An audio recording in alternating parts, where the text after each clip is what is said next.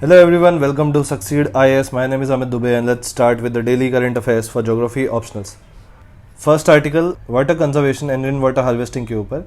इस टॉपिक को आप अपने ज्योग्राफी ऑप्शनल में एक तो आप इसको एज एन एग्जांपल यूज कर सकते हो एंड सेकंड इसको आप as a case study use कर सकते हो। केस स्टडी किस चीज का? रेन वाटर हार्वेस्टिंग के लिए गुरुग्राम का आप केस स्टडी लिख सकते हो। गुरुग्राम में 1900 वाटर कंजर्वेशन स्ट्रक्चर्स बिल्ड हुए हैं एंड यहाँ अराउंड 68 ग्राउंड वाटर वेल्स भी कंस्ट्रक्ट हुए हैं।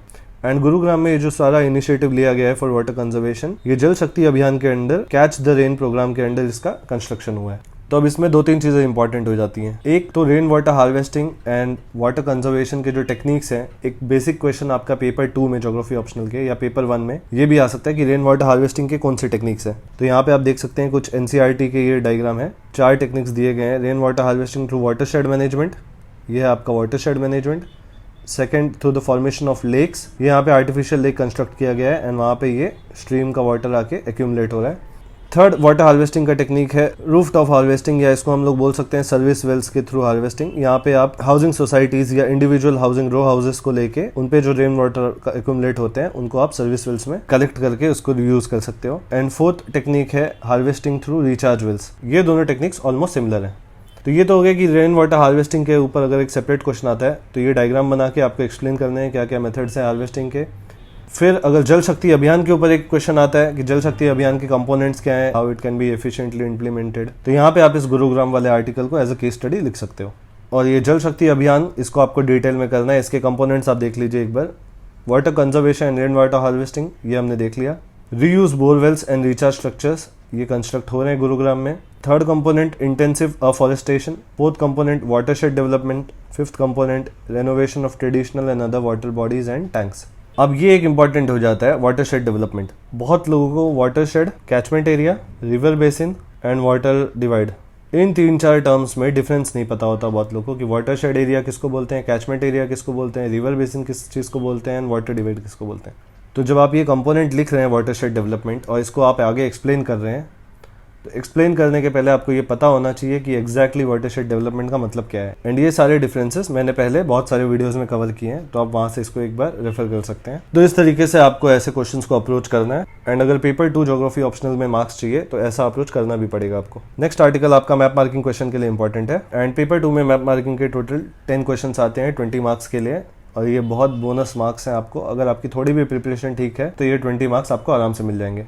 इस डायग्राम से आप रेफर कर सकते हैं, गोदावरी रिवर का डायग्राम। एंड मैप मार्किंग में मैंने आपको बताया कि जब भी आप कोई रिवर को रिप्रेजेंट कर रहे हैं तो आपको वो रिवर बनाना है प्लस उसका डायरेक्शन ऑफ फ्लो भी बताना है। एंड फिर जाके आपको कंप्लीट 1 मार्क मिलेगा मैप मार्किंग लोकेशन के लिए। एंड इसका 30 वर्ड्स में डिस्क्रिप्शन लिखना है एंड इस 30 वर्ड्स के डिस्क्रिप्शन को आपको 1 मार्क मिलेंगे। टोटल 2 मार्क्स आपको इन 2 चीज़ों के मिलते हैं। तो कभी भी मैप मार्किंग में आप जब रिप्रेजेंट कर रहे हैं रिवर, तो उसका डायरेक्शन भी बताइए। अगर ये नर्मदा रिवर है ये, तो आपको इसका फ्लो दिखाना है, that is from east to west. तो इस तरीके से रिवर्स को रिप्रेजेंट करना है मैप मार्किंग में। सिमिलरली अगर आप कोई माउंटेन को रिप्रेजेंट कर रहे हैं तो एक छोटा सा ट्राइंगल बनाना है एंड फिर उसको लेबल करना है वहीं पे माउंट नंदा देवी। तो इस तरीके से माउंटेन्स एंड रिवर्स को रिप्रेजेंट करना है। और जो भी लोकेशंस आएंगे जैसे जैसे, उनके मैं सिंबल्स आपको तब बताऊंगा कि कैसे उनको सिंबलाइज करना है।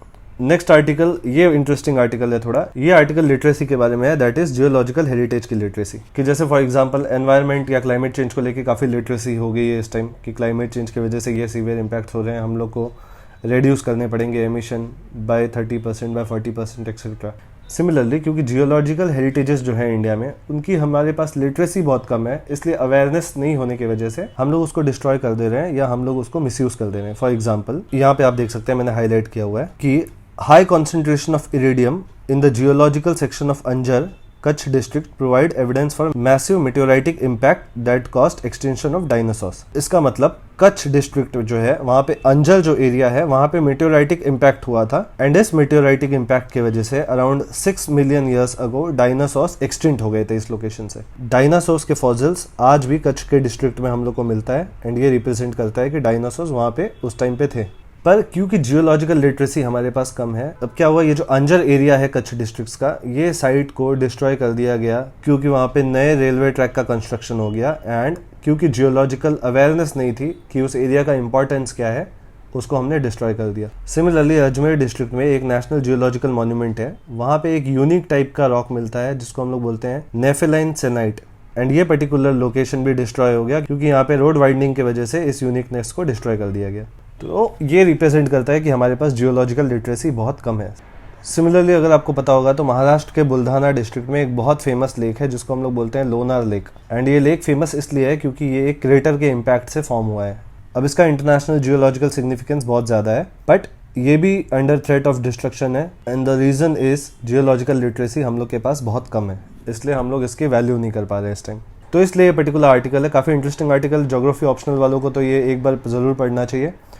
यहाँ पे कुछ अपनी इंडियन हिस्ट्री की प्लेट टेक्टोनिक्स की कुछ यहाँ पे फैक्ट दिए गए हैं कि around 150 million years ago super continent से ब्रेक हुआ इंडियन प्लेट, एंड ये नॉर्दर्न डायरेक्शन में ड्रिफ्ट होते होते around 100 million years ago Indian plate आके सदर्न एशियन प्लेट मार्जिन जो है, जिसको हम लोग यूरेशियन प्लेट भी बोल सकते हैं, वहाँ पे आके इंडियन प्लेट जाके क्रैश किया। एंड हेंस वहाँ पे हिमालयन रेंजेस के फॉर्मेशन हुए एंड बहुत सारे और जियोलॉजिकल हिस्ट्री भी यहाँ पे दिया गया है। तो इस आर्टिकल को ज्योग्राफी ऑप्शनल वालों को एक बार ज़रूर पढ़ना चाहिए, काफ़ी इंसाइट आपको मिलेगा। एंड यूपीएससी का कोई भरोसा नहीं, अगर यूपीएससी फ्यूचर में फिलोसफिकल हो जाती है थोड़ी, तो आप भी ये सारे एग्जांपल्स दे सकते हैं। अब अगर कोई फिलोसफिकल क्वेश्चन, वैसे चांसेस तो कम है, पर अगर कोई फिलोसफिकल क्वेश्चन आ गया जियोलॉजिकल लिटरेसी के ऊपर कि इंडिया में बहुत कम है और उसके लिए क्या स्टेप्स लेने चाहिए, तो ये सारे एग्जाम्पल्स आप दे सकते हो कि लोनर लेक वाला area is under threat of destruction है। अंजर रीजन जो था वहाँ रेलवे ट्रैक बनाने की वजह से वो एरिया डिस्ट्रॉय हो गया। सिमिलरली अजमेर डिस्ट्रिक्ट में जो नेफेलाइन, ये यूनिक रॉक जो मिलता था, ये भी डिस्ट्रॉय हो गया रोड वाइडनिंग के चक्कर में। तो ये सारे पॉइंट्स आप लिख सकते हैं। नेक्स्ट आर्टिकल, अगेन यहाँ पे भी कुछ आपको इंपॉर्टेंट फैक्ट्स मिल जाएंगे जो आप अपने आंसर में यूज़ कर सकते हो। कुछ टाइम पहले भी हमने ये सारे फैक्ट्स देखे थे, पर क्योंकि उस टाइम आपके प्रीलिम्स थे तो इसलिए मैंने सोचा आज इनको वापस रिपीट कर देता हूँ इन फैक्ट्स को। एंड यहाँ पे आईपीसीसी की क्लाइमेट असेसमेंट रिपोर्ट आई है, 6th क्लाइमेट असेसमेंट रिपोर्ट। इसमें ये बोला गया है कि फिलहाल 1.09 डिग्री सेल्सियस से ग्लोबल वार्मिंग हो चुका है, मतलब एवरेज टेम्परेचर्स इंक्रीज हो चुके हैं as compare to 1850 and 1900 levels. तो अराउंड 1% ऑलरेडी इंक्रीज हो चुका है एंड जल्दी ही 1.5 डिग्री सेल्सियस टेम्परेचर इंक्रीज हो जाएंगे। एंड आईपीसीसी ने इंडिया को स्पेशली वार्न किया है कि इंडिया में बहुत ज़्यादा इम्पैक्ट होगा क्लाइमेट चेंज का। फॉर एग्जांपल हीट वेव के इंस्टेंसेस बढ़ जाएंगे, हैवी मानसून शावर्स आएंगे कुछ एरिया में, एंड कुछ एरिया में बहुत ज़्यादा डिफिजिट होगा रेनफॉल का। एंड हमने इस साल भी देख लिया 2021 में कि मानसून बहुत ज़्यादा इरेटिक था। सितंबर में अराउंड 152% ज़्यादा मानसून हुआ है एंड अगस्त में अराउंड 24% डेफिसिट मानसून हुआ है। तो मानसून बहुत ज़्यादा इरेटिक हो गया है, अभी मानसून बहुत ज़्यादा इरेटिक हो गया है एंड इसका इम्पैक्ट दिख रहा है इंडिया पे। सिमिलरली इंडिया क्लाइमेट चेंज की वजह से 7th मोस्ट अफेक्टेड कंट्री होने वाली है, ये इस रिपोर्ट का एक प्रेडिक्शन है।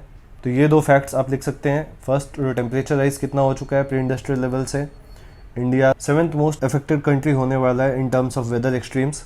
फिर एडाप्शन एंड मिटिगेशन स्ट्रैटेजीज की वजह से क्या क्या स्टेप्स इंडियन गवर्नमेंट ने लिया है, ये आप लिख सकते हैं। एक, around 450 gigawatt of renewable energy create करने का हम सोच रहे हैं बाय 2030। सिमिलरली शून्य प्रोग्राम गवर्नमेंट ने लॉन्च किया है नीति आयोग ने, जो एसिलरेट करेगा इलेक्ट्रिक व्हीकल अडॉप्शन।